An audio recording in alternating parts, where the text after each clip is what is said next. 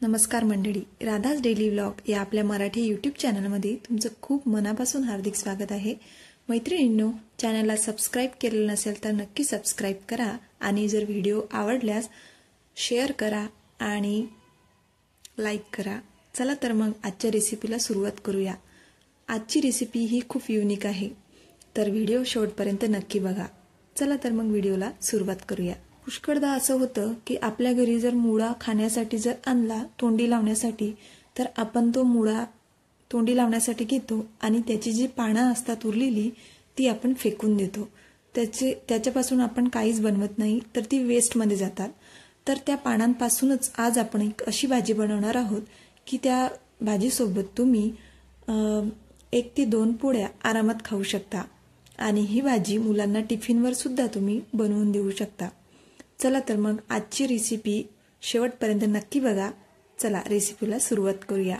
सुरुवातीला मी पानं स्वच्छ धुवून घेतलेली आहे आणि पानांची अशा प्रकारे आता आपण देठ काढून घेत आहोत। अशा प्रकारे आपल्याला त्याची देठ काढून घ्यायची आहे आणि जी मागची देठ असतात तीच आपल्याला काढून घ्यायची आहे, कारण की थोडी जाडसर असतात, त्यामुळे मी ती आता काढून घेतलेली आहे। आणि आता ही जी पानं आहे, हे पानं आपल्याला अगदी बारीक कापून घ्यायचे आहेत। चाकूने जर तुम्हाला कापायला थोडं हार्ड जात असेल तर तुम्ही पावशीने सुद्धा ते कापू शकता। तर बघू शकता तुम्ही, अशा प्रकारे मी बारीक ही पानं कापून घेत आहे।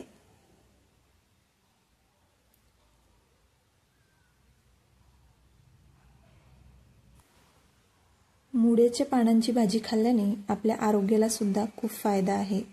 यामुळे काय होतं, आपली पचनशक्ती सुद्धा सुधारते आणि आपली रोगप्रतिकारक शक्ती सुद्धा वाढते। त्यामुळे ही भाजी तुम्ही नक्की करायला पाहिजे। ही पानं फेकून न देता अशा प्रकारे सुकी भाजी तुम्ही नेहमी करायला हवी।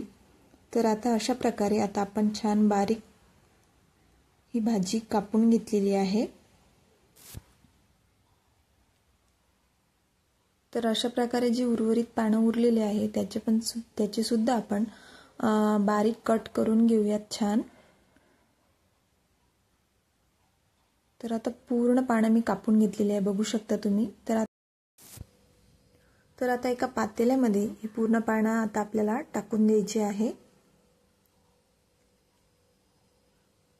आणि त्यामध्ये आपल्याला आपल्या आवडीनुसार हरभऱ्याची डाळ तुम्ही कमी जास्त करू शकता। तुम्हाला जास्त आवडत असेल तर जास्त टाकायची किंवा कमी सुद्धा टाकू शकता। तर त्यामध्ये थोडी हरभऱ्याची डाळ घेतलेली आहे, ती धुवून स्वच्छ घेतलेली आहे मी। आता ही हरभऱ्याची डाळ या पानांमध्ये टाकून देऊया आणि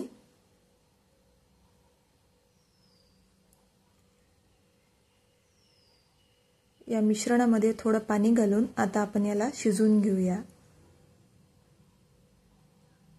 साधारणतः अर्धा ग्लास पाणी मी टाकलं असेल, जास्त पाणी पण आपल्याला टाकायचं नाहीये। जास्त झालं असेल पाणी तर तुम्ही काढू सुद्धा शकता। तर आता गॅसवरती आपल्याला हे ठेवून द्यायचं आहे। साधारणतः 5 ते 10 मिनिटं आपल्याला हे होऊ द्यायचं आहे। जास्त डाळ गाळ शिजवायची नाही, आपल्याला थोडी थाळीच ठेवायची आहे। थोडं हाताने दाबून बघायचं आहे आपल्याला। तर डाळ आपली आता ऑलमोस्ट शिजलेली आहे। तर आता एका चाळणीमध्ये आपण ते काढून घेऊया की जेणेकरून त्यामधलं जे पाणी आहे ते सर्व निघून जाईल।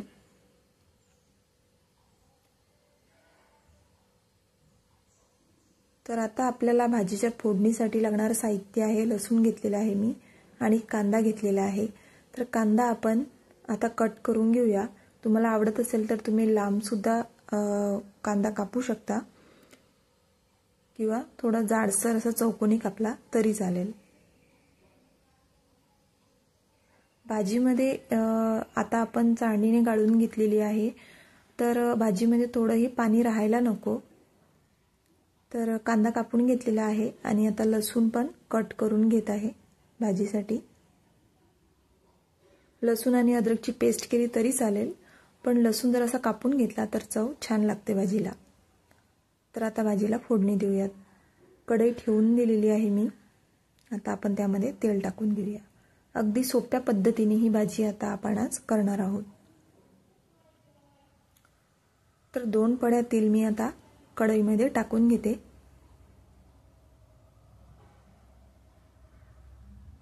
तेल गरम झाल्यानंतर लगेच त्यामध्ये आपल्याला थोडी मोहरी,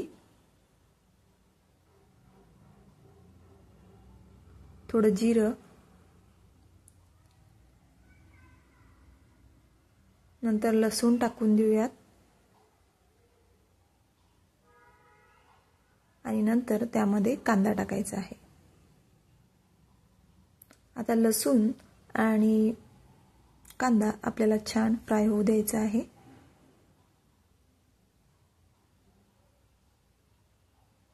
तपकिरी रंग येईपर्यंत आपल्याला कांदा आणि लसूण अशा प्रकारे होऊ द्यायचा आहे।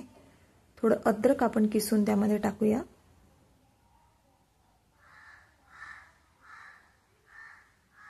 आणि हे मिश्रण आता आपल्याला छान होऊ द्यायचं आहे।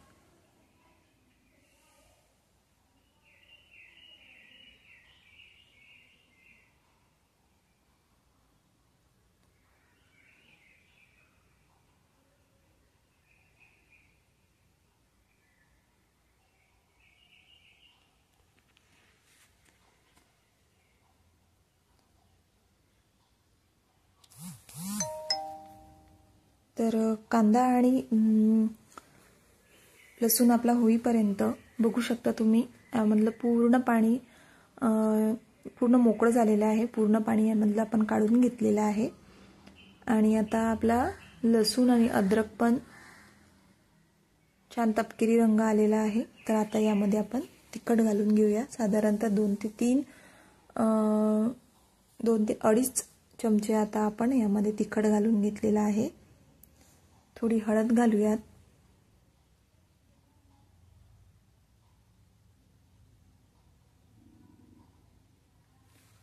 थोडा मसाला टाकायचा, गरम मसाला मिक्स करून घेऊयात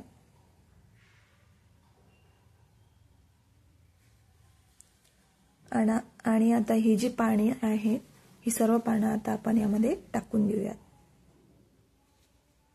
पूर्णपणे मिक्स करून घेऊयात। भाजी टाकल्यानंतर सुद्धा अधूनमधून ही भाजी आपल्याला परतवत राहायची आहे, कारण की ती खालून लागायला नको त्यामुळे। आणि यावरती झाकण अजिबात ठेवायचं नाहीये, कारण की झाकण जर ठेवलं आपण तर ती भाजी थोडी खायला अशी भिजट लागेल, कारण की त्याला वाफ येते। त्यामुळे झाकण न ठेवता अशा प्रकारेच आपल्याला ही भाजी शिजू द्यायची आहे मीडियम मंद आचेवरती। तर एकदा मिक्स करून घेऊया छान।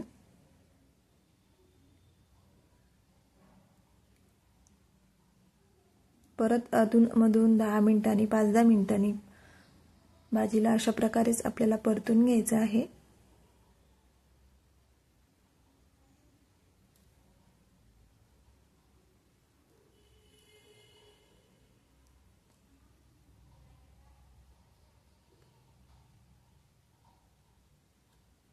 नंतर आपल्याला यामध्ये थोडे शेंगदाणे घेतलेले आहे मी, तर शेंगदाणे थोडे जास्त नाही घेतले, थोडेच घेतलेले आहे। आणि आता थोडे जाडसर मी ते जाडसर असे छान काढून घेतलेले आहे आणि आता त्याचा जाडसर कूट आपण यामध्ये टाकून घेऊयात आणि परत एकदा छान मिक्स करून घेऊयात। शेंगदाणे ऑप्शनल आहे, तुमच्या आवडीनुसार जर तुम्हाला आवडत असेल तर टाकायची किंवा नाही टाकले तरी चालेल। आणि चवीनुसार मीठ टाकूया, साधारणतः 1 टेबलस्पून मीठ मी यामध्ये टाकलं असेल आणि परत एकदा मिक्स करून घेऊया।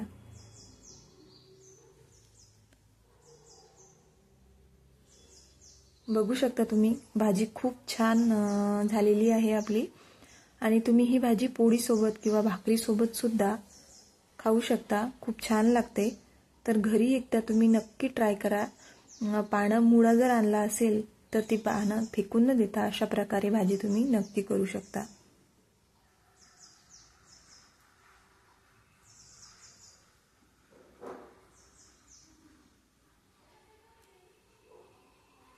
तर भाजी आपली ऑलमोस्ट झालेली आहे, खूप अगदी कमी वेळात होणारी ही भाजी आहे। तर मैत्रिणींनो, तुम्हाला हा व्हिडिओ कसा वाटला हे कमेंटमध्ये नक्की सांगा आणि व्हिडिओ जर आवडला असेल तर आपल्या राधाज डेली व्लॉग या आपल्या यूट्यूब चॅनलला सबस्क्राईब करायला विसरू नका। आणि ही युनिक रेसिपी जर आवडली असेल तर तुम्ही घरच्यांसाठी नक्की ट्राय करा।